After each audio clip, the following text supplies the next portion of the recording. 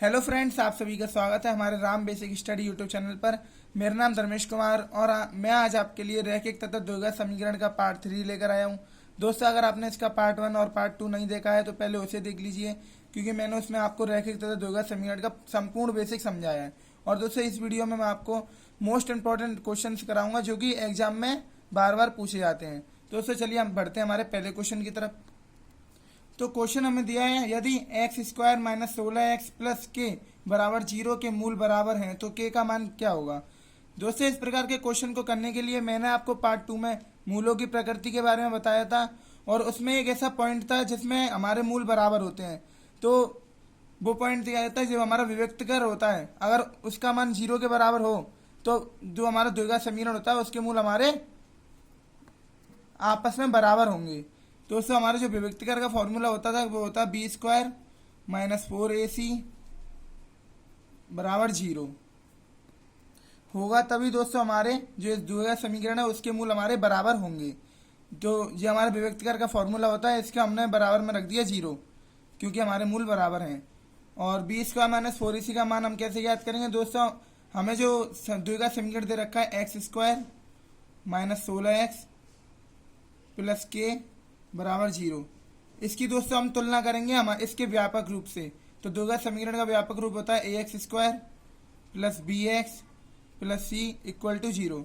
दोस्तों, इसकी तुलना जब हम करेंगे तो a का मान जो हमारा निकलेगा वो यहाँ पर, अगर दोस्तों हमारा कुछ भी नहीं है तो यहाँ पर हम 1 मानेंगे, तो a बराबर हमारा निकला 1 एंड b का मान हमारा निकलेगा दोस्तों 16।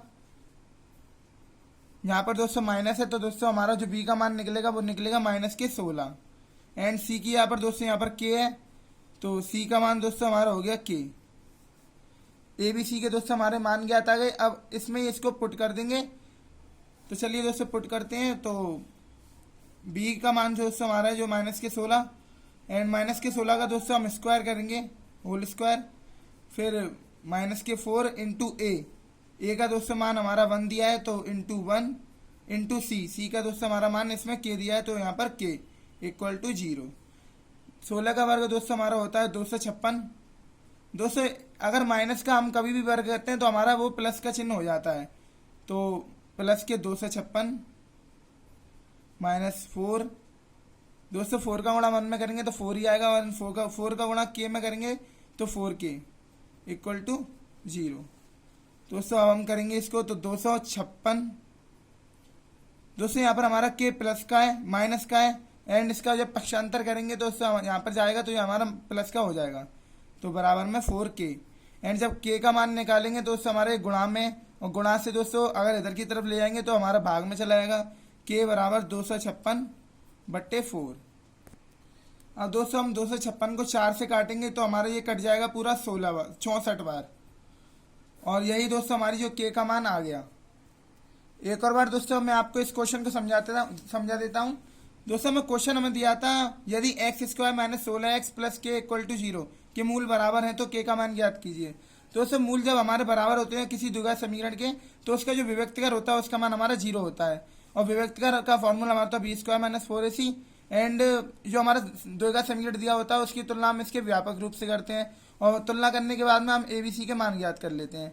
और मान ज्ञात करने के बाद जो हमारा दोस्तों विभक्तिकर का फॉर्मूला है उसमें हम इसको पुट करके जो हमसे वैल्यू पूछी गई हम उसका मान ज्ञात कर लेते हैं। जैसे हमारा के का मान पूछा था तो हमारे जो के का मान हमारा निकल गया, तो के बराबर हमारा निकला 64। अब हम बढ़ते हैं हमारे नेक्स्ट क्वेश्चन की तरफ। तो क्वेश्चन हमें दिया है, समीकरण x square minus 10x plus 11 equal to 0 के मूल का हरात्मक माध्य क्या होगा। दोस्तों, इस प्रकार के क्वेश्चन को करने के लिए मैंने आपको पिछली वीडियो में एक फॉर्मूला लगाया था कि मूलों का हरात्मक माध्य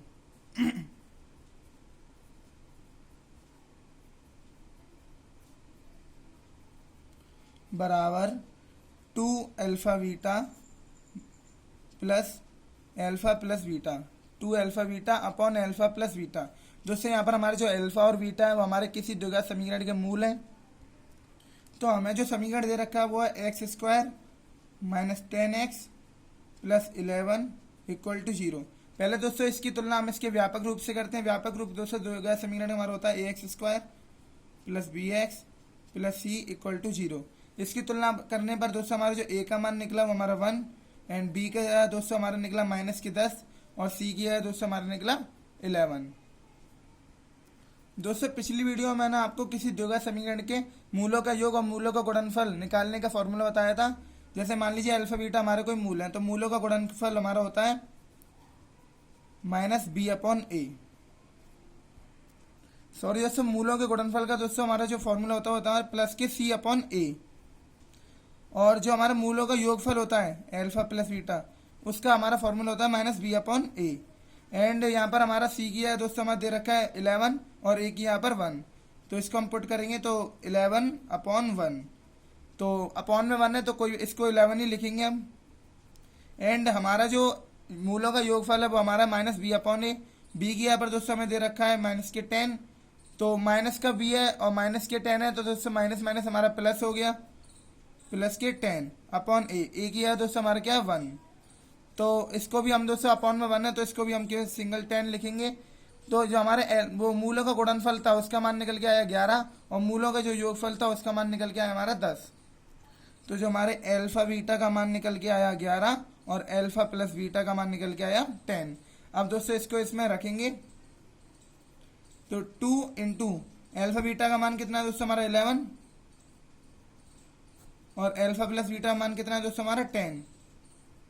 अब 2 से इसको दोस्तों काट देंगे क्योंकि हमारा अपॉन में लिखा है, 2 से कट आएगा दोस्तों 5 बार। एंड हमारा जो फाइनली आंसर निकल के आया वो आया 11/5। ये हो गया दोस्तों हमारा इसका आंसर। अब हम बढ़ते हैं हमारे नेक्स्ट क्वेश्चन की तरफ। दोस्तों क्वेश्चन दिया है समीकरणों x + y = 13 और 2x + 3y = 32 का हल है। दोस्तों हमारे दो रैखिक समीकरण दिए हुए हैं, पहला है x + y = 13, दूसरा है 2x + 3y = 32। इस प्रकार के क्वेश्चन को करने के लिए मैंने आपको 3 विधियां बताई थी। पहली प्रतिस्थापन विधि, दूसरी विलोपन विधि एंड तीसरी वज्रगुणन विधि। दोस्तों जो हमारे एंट्रेंस एग्जाम होता है उसमें हमारे 4 विकल्प दिए होते हैं, तो उसमें ये नहीं पूछा होता कोई सी भी तरीके से करिए जो आपको सबसे अच्छा आता है, यानी बहुत सरल लगता है जो आपको, उसी तरीके से आप इसको हल कर लीजिए और हमारे जो विकल्प में मैच करता है उस पर हम टिक लगा दीजिए। तो दोस्तों आप किसी भी विधि से इसको हल कर सकते हैं जो आपको सबसे ज़्यादा कंफर्टेबल लगती है। तो पहले हम करते हैं प्रतिस्थापन विधि से। कोई सी विधि से दोस्तों आप कर लीजिए, इसको आपका आंसर आ जाएगा। मैंने आपको पिछली वीडियो में बहुत अच्छे से समझा दिया है तीनों विधि, अगर आपने नहीं देखी है तो प्लीज़ देख लीजिए। तो पहला जो समीकरण में दिया हुआ है वो है x + y = 13 और दूसरा है 2x + 3y = 32। दोस्तों प्रतिस्थापन विधि में क्या होता है, एक दूसरे जैसे हमारा ये एक अक्षर पद है और दूसरा ये हमारा चर पद है, दोस्तों हम एक को प्रतिस्थापन करके दूसरे का मान ज्ञात करते हैं और दूसरे को इसमें पुट करके उसका आंसर निकालते हैं। तो कैसे, जैसे मान लीजिए हमें समीकरण दिया हुआ है x + y = 13। अब दोस्तों हम इसको लिखते हैं x = y को यहाँ पर पक्षांतर कर लेंगे तो 13 माइनस के y, दोस्तों यहाँ पर प्लस का है, इधर जाएगा तो हमारा माइनस का हो जाएगा। अब दोस्तों हमने इसके ये वाले चर पद के रूप में हमने इसको निकाल लिया। अब इसका मान हम इसमें रखेंगे समीकरण 2 में, क्योंकि हमने समीकरण 1 से निकाला है। तो इसका मान जब समीकरण 2 में रखेंगे तो हमारा क्या आएगा 2x, यहाँ पर दोस्तों रखेंगे हम 13 माइनस के y + 3y = 32। अब दोस्तों इसका इसमें गुणा करेंगे तो 13 दूनी 26 - 2y + 3y = 32। अब दोस्तों इसको हल करेंगे तो 26, दोस्तों यहाँ पर माइनस के 2y है और यहाँ पर माइनस प्लस के 3y है, और माइनस प्लस जब हम जोड़ते हैं दोस्तों तो हमारा घटाव होता है। और जो हमारी सबसे बड़ी संख्या जैसे प्लस की बड़ी है तो हम प्लस में आंसर लेंगे, माइनस की बड़ी है तो हम माइनस में लेंगे।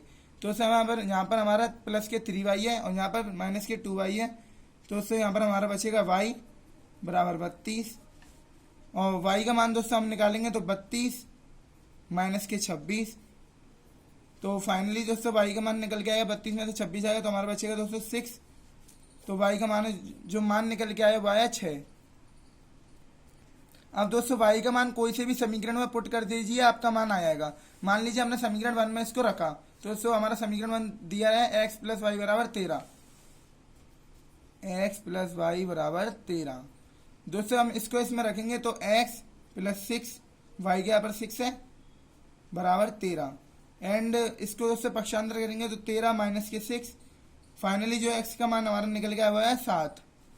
ये हो गया दोस्तों हमारे इस क्वेश्चन का आंसर। अब हम बढ़ते हैं हमारे नेक्स्ट क्वेश्चन की तरफ। तो क्वेश्चन हमें दिया है वह समीकरण जिसके मूल 5,3 है, तो समीकरण क्या होगा। दोस्तों इस प्रकार के क्वेश्चन को करने के लिए जैसे हमें मान लीजिए कोई मूल दे रखे हैं किसी द्विघात समीकरण के, तो द्विघात समीकरण के मूलों से हम समीकरण कैसे ज्ञात करेंगे। इसका एक फॉर्मूला होता है एक्स स्क्वायर माइनस मूलों का योग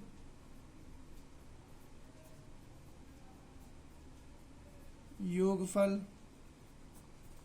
प्लस मूलों का गुणनफल।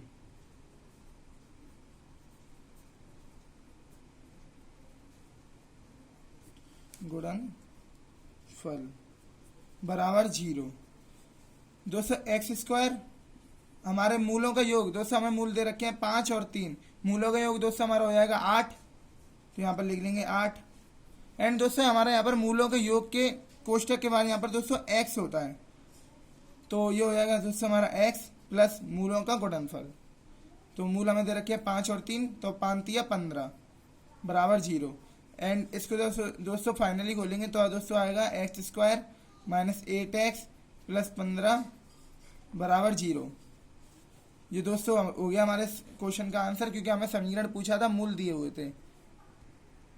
तो दोस्तों चलिए ऐसा एक और क्वेश्चन लेते हैं। मान लीजिए यहाँ पर हमारे मूल दे रखे हैं 2 और 3 और हमें समीकरण ज्ञात करना है। तो दोस्तों हमारा समीकरण का फॉर्मूला होता है एक्स स्क्वायर माइनस कोष्टक में मूलों का योग कोष्टक 1 इंटू एक्स प्लस मूलों का गुणनफल, मूलों का गुणनफल